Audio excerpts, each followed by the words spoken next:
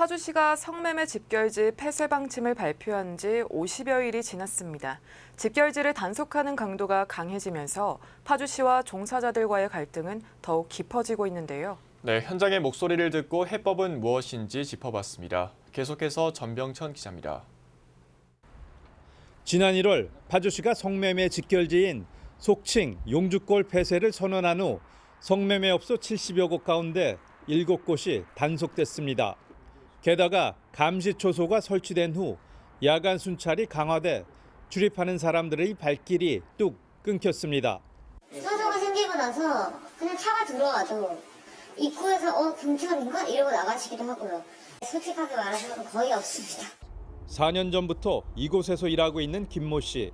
부모님과 병원에 입원한 언니에게 매달 수백만 원의 생활비와 병원비를 보내야 하는데 당장 앞길이 막막합니다. 저는 이제 부모 사업비도 그렇고 이제 저희 아픈 언니도 그렇고 그냥 한 달에 그냥 숨만 쉬어도 다달이 내가 가족한테 나가는 돈이 500인데 단속에 대한 불안감에 그만두고 싶을 때도 있지만 생계가 달린 문제이기 때문에 이곳이 문을 닫는다면 다른 집결지로 옮기거나 비슷한 일을 할 수밖에 없다고 토로합니다.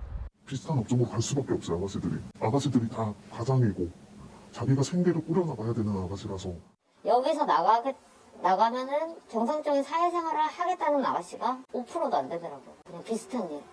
오피나 오피스텔, 쓰리노. 그러면서 다른 지역의 성매매 직결지처럼 최소한 유예 기간을 달라고 호소합니다. 저희한테는 그냥 기간을 주셨으면 좋겠어요. 동부천도 협의 중이고 평택도 확실히 된 건 아니지만 지금 영업을 하고 있고. 그 어느 정도의 적정선을 맞춰서 그리고 그 기간이 되면 우리가 스스로서 나갈 수 있게끔. 결국 성매매 여성 스스로 자활 대책을 마련할 시간을 달라는 얘기입니다. 이와 관련해 파주시는 상반기 조례를 제정해 빠르면 하반기부터 생계비와 이주비, 직업훈련비 등을 탈성매매 대상자들에게 지원한다는 입장입니다. 성매매 피해 여성의 생계, 주거, 자활 대책을 마련하겠습니다. 올해 6월에 지원을 위한 조례를 제정하겠습니다.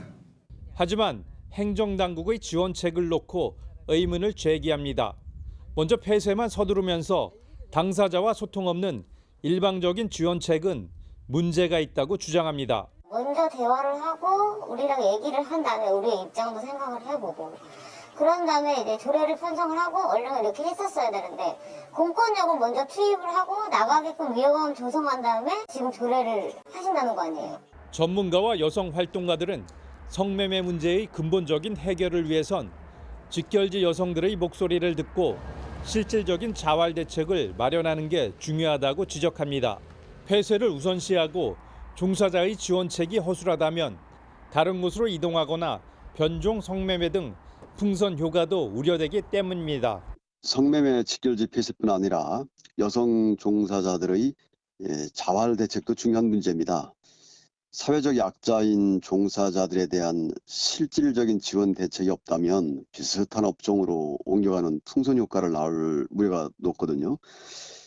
따라서 정부의 각 부처와 지자체, 종사자와 전문가 등이 서로 머리를 맞대고 종사자에 대한 직업 교육이나 또 일자리 알선 등 그런 지원 정책을 정비할 필요가 있다고 생각합니다. 연내 안에 이거를 해결하시겠다고 선언을 하셨는데 그렇게 선언을 하실 때는 좀 이분들의 이야기를 듣고 진행을 하셨으면 더욱 좋았겠다 하는 아쉬움이 있고요. 당사자이기 때문에 당사자의 이야기를 듣고 충분한 준비 기간을 두고 집결지 해체를 추진해야 한다는 주장도 제기됐습니다. 용주골의 역사가 깊은 만큼 다양한 의견 수렴을 통해 자립지원 로드맵을 마련할 필요가 있다는 겁니다. 그 집결지 그 역사도 굉장히 오래된 역사고 오래된 역사만큼 그걸 풀어가는 과정도 시간이 충분히 이루어져야 한다. 파주시 역사와 이렇게 나란히 가는 그 역사의 한 맥인데 그 부분을 어떤 개발이라는 붐 때문에 또는 또 다른 어떤 이해 득실을 따져서 졸속하게 하게 되면 당사자들의 목소리는 표출될 기회도 없었을 뿐. 올해 안에 행정력을 총동원해 직결지 폐쇄를 하겠다는 파주시.